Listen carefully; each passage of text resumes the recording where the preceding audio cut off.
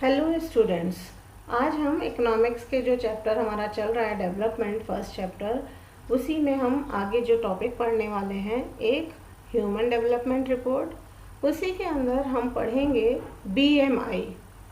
BMI क्या होता है इसके बारे में भी डिटेल में पढ़ेंगे।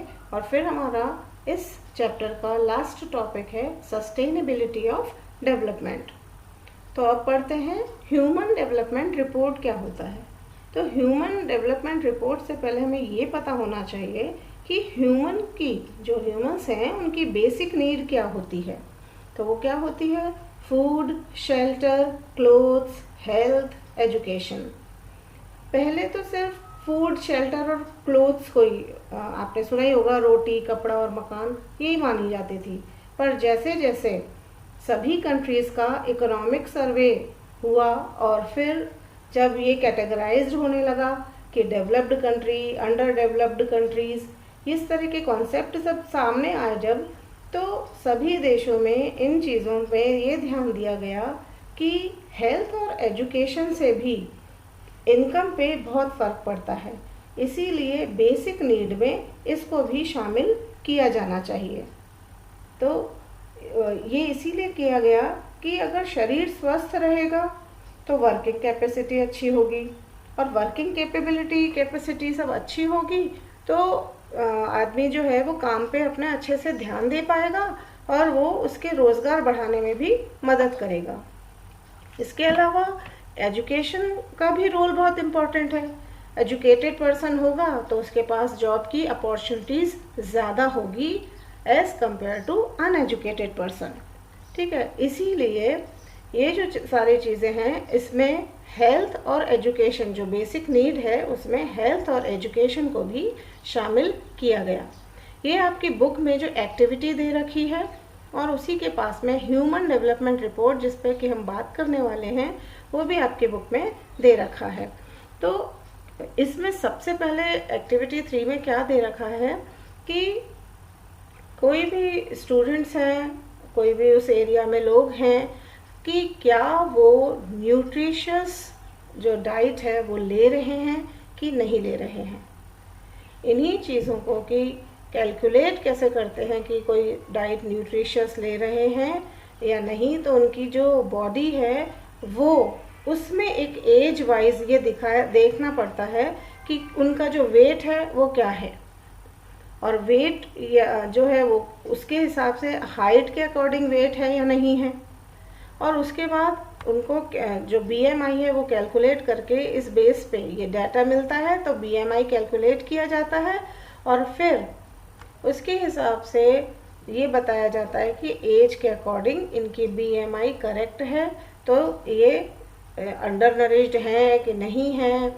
अगर सही हैं तो वो बैलेंस्ड डाइट ले रहे हैं, यानी सब तरह से सही है उनका हाइट, वेट सब।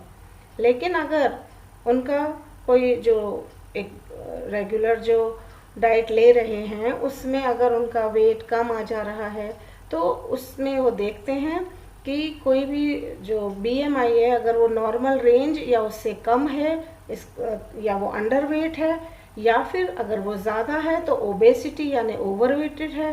ये सारी बातें भी उसमें देखी जाती हैं। तो इसको कैलकुलेट करने का फॉर्मूला भी है कि वेट अपॉन हाइट का स्क्वायर, बीएमआई को कैलकुलेट करने का यही है। तो आपके बुक में भी एग्जाम्पल दे रखा है कि जो नाप लिया जाता है, आप देख सकते हैं इस पिक्चर में कि कैसे डॉक्टर जो हैं एक रूलर के सामने खड़ा किया गया है एक लड़की को, और फिर बिल्कुल सीधा सर करके सीधी स्केल रख के और एग्जैक्टली जिस पे इनकी स्केल टच हो रही है उतना ही सेंटीमीटर वो नापती हैं। उसके बाद उसको मीटर में कन्वर्ट किया जाता है और इस तरह से फॉर्मूला लगा के और बीएमआई को कैलकुलेट किया जाता है। जैसे एग्जाम्पल दे रखा है कि अगर कोई लड़की 14 साल 8 महीने की है और उसका बीएमआई 15.2 है तो ये माना जाएगा कि वो अंडर नरिश्ड है। और उसी तरह से अगर कोई लड़का 15 साल 6 महीने का है और वो 28 बीएमआई ला रहा है, इसका मतलब क्या है कि वो ओवरवेट है। इसके आगे हम पढ़ रहे हैं अब next human development report. Human development report में 2 जो डाटा है हेल्थ और एजुकेशन, उसको शामिल किया जाता है और इसको शामिल करते हैं। और ये जो पब्लिश है पूरा ह्यूमन डेवलपमेंट रिपोर्ट, ये पब्लिश कौन करता है? वो करता है UNDP करते हैं पब्लिश, और उसका फुल फॉर्म है यूनाइटेड नेशंस डेवलपमेंट प्रोग्राम। ये इसको पब्लिश करते हैं। तो इस तरह से हम ये देख लेते हैं कि ये पूरा हमने जो अभी पढ़ा है हेल्थ और एजुकेशन से रिलेटेड, इसको एक टेबल है आपके बुक में 1.6 नंबर पे। अगेन ये एक डाटा है और आपको अपनी बुक में देख लीजिएगा कि आपके पास बिल्कुल लेटेस्ट डाटा है या नहीं है, तो आप इसको इससे देख सकते हैं। Some data regarding India and its neighbouring for 2019। ठीक है, ये पूरा लिखा हुआ है इसमें कि क्या नेशनल इनकम पर कैपिटा, फिर life expectancy at birth, mean years of schooling of people aged 25 and above, और HDI rank in the world. तो ये जो रिपोर्ट है ये अलग अलग कंट्री की होती है, वहाँ के एजुकेशन लेवल के बेस पे, हेल्थ स्टेटस के हिसाब से और पर कैपिटा इनकम के हिसाब से यहाँ पे अलग अलग कंट्रीज़ का कंपेयर किया जाता है और रैंकिंग की जाती है कि पूरे वर्ल्ड वाइड जो डिफरेंट कंट्रीज़ हैं उनकी क्या रैंकिंग रही है। इस वाले टेबल में हमें सिर्फ यहाँ इंडिया और उसके नेबरिंग कंट्री का डाटा दिया हुआ है। तो उसी में सबसे हाईएस्ट जो है वो है श्रीलंका की, पर कैपिटा इनकम श्रीलंका की है और रैंक भी अभी इसमें जितनी भी कंट्रीज़ हैं उसमें अच्छी रैंक आई है। फर्स्ट रैंक पे इंडिया से ऊपर श्रीलंका ही आया है। तो ये देखिए, और इसमें लाइफ एक्सपेक्टेंसी भी अच्छी है ना, कि जन्म से लेके उस लाइफ स्टाइल के हिसाब से उनका फूड हैबिट्स, उनका जो कल्चर है, वहाँ पे रहने का तरीका, इन सब से उसका बर्थ के टाइम क्या लाइफ एक्सपेक्टेड रहेगी, वो जो कैलकुलेशन होता है वो कहलाता है लाइफ एक्सपेक्टेंसी एट बर्थ। ठीक है, इस नोट्स में, इसी टेबल में नीचे सारे डिटेल भी दे रखी है कि इसकी क्या डेफिनेशन है, तो उसको भी आपको लर्न भी करना है।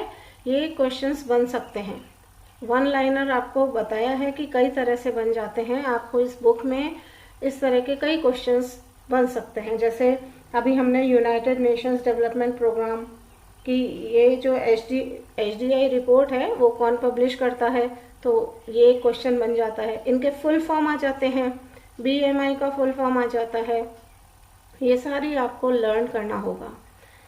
तो जो हम इसकी बात कर रहे हैं कि ये जो टेबल है उसमें इंडिया की जो है पर कैपिटा इनकम वो श्रीलंका से लगभग आधी है और लाइफ एक्सपेक्टेंसी भी वहाँ से कम है।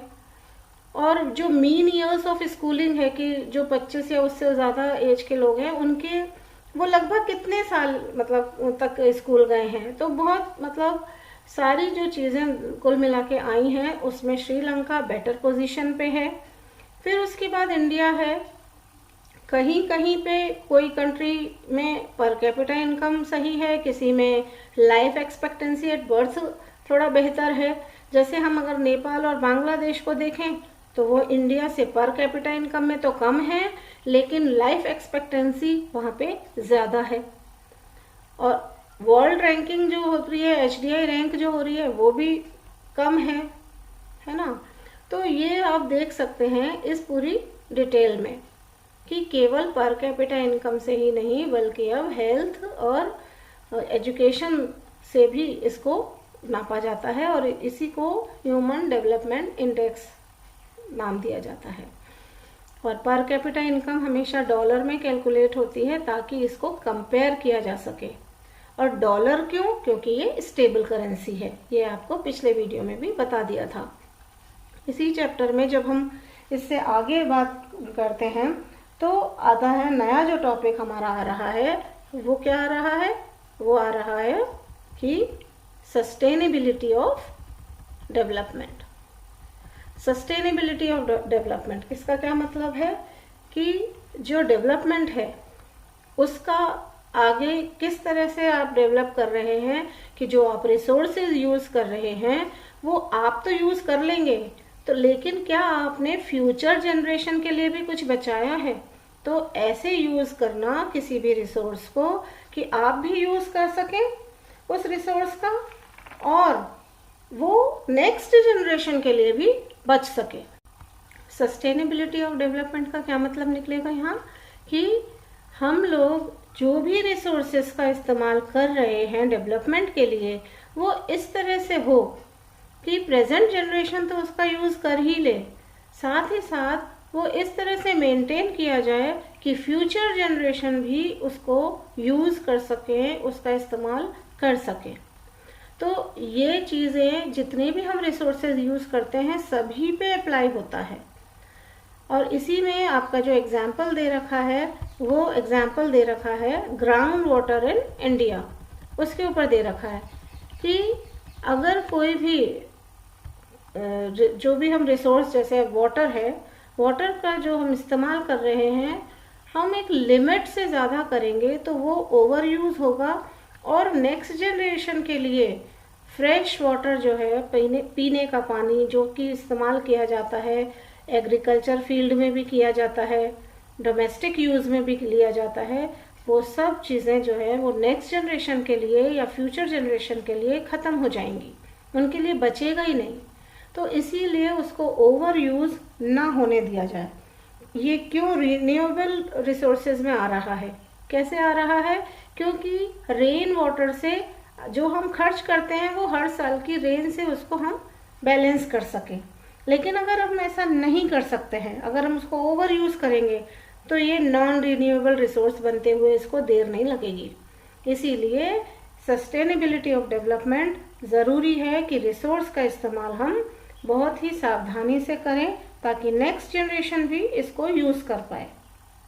इसके साथ ही दूसरा जो एग्जाम्पल है वो आपके आ जाता है क्रूड ऑयल का, जैसे कोल है, पेट्रोलियम है, इन सब के जो इस्तेमाल है उसको भी बहुत ही इस्तेमाल इंटेलिजेंटली किया जाए, बहुत ओवर यूज़ ना हो, नहीं तो धीरे धीरे जितनी भी इनसे चीज़ें बनती हैं, इलेक्ट्रिसिटी वगैरह बनती है और जितने भी फैक्ट्रीज वगैरह है, जितने भी कारखाने बनते सारी चीज़ें बना रहे हैं उसमें इनका एनर्जी रिसोर्सेज का यूज़ हो रहा है, वो सब धीरे धीरे ख़त्म हो जाएगा। तो ऐसे डेवलपमेंट से क्या फ़ायदा कि जो आगे आने वाली जनरेशन को उसके इस्तेमाल करने का कुछ मिले ही नहीं रिसोर्स। तो इनको भी बहुत ही ध्यान से करना पड़ता है खर्च, इतना इस्तेमाल इसी तरह करें कि जो नेक्स्ट जनरेशन है वो भी इसको यूज़ कर पाए। और फिर एनवायरमेंटल डिग्रेडेशन भी होता है और उसके लिए ये होता है कि ये ऐसा नहीं होता है कि इस देश में तो हो रहा है एनवायरनमेंट का डिग्रेडेशन, दूसरे देश में नहीं हो रहा है तो वो उसको पूरा हक मिल गया कि वो अपना किसी भी तरह रिसोर्स का इस्तेमाल कर सकता है।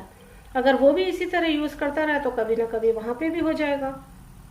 तो इसकी कोई बाउंड्री नहीं है कि इस देश में होगा और इस देश में डिग्रेडेशन एनवायरनमेंट का नहीं होगा, ऐसा कुछ नहीं है। ध्यान से तो पूरे वर्ल्ड को ही करना पड़ता है कि रिसोर्सेज का इस्तेमाल सारा ध्यान से किया जाए कि नेक्स्ट जनरेशन के लिए भी कुछ बचे। तो इसीलिए वर्ल्ड के जितने भी साइंटिस्ट वगैरह हैं, इकोनॉमिस्ट हैं, फिलोसोफर हैं, इस मुद्दे पर मिलकर काम कर रहे हैं। सोशल साइंटिस्ट हैं, सब अवेयरनेस के प्रोग्राम चलाए जा रहे हैं, लोगों को समझाया जा रहा है कि किस तरह से हमें इन रिसोर्सेज का इस्तेमाल करना चाहिए। और ये जो डेवलपमेंट है ये तो कभी भी नहीं ख़त्म होने वाली मुद्दे हैं, प्रोग्रेस हमेशा होती रहेगी, तो डेवलपमेंट का क्वेश्चन भी हमेशा रहेगा। तो ये सोसाइटी का फ़र्ज़ बनता है, एक एक इंडिविजुअल का फ़र्ज बनता है कि वो किस तरह से डेवलपमेंट चाहते हैं और कैसा डेवलपमेंट करना चाहते हैं, कैसा लक्ष्य रहना चाहिए, ये सारी चीज़ें। ये चैप्टर आपका डेवलपमेंट का यहाँ फिनिश होता है। आपको कोई भी क्वेरी है तो आप उसको कमेंट सेक्शन में पूछ सकते हैं। Thank you.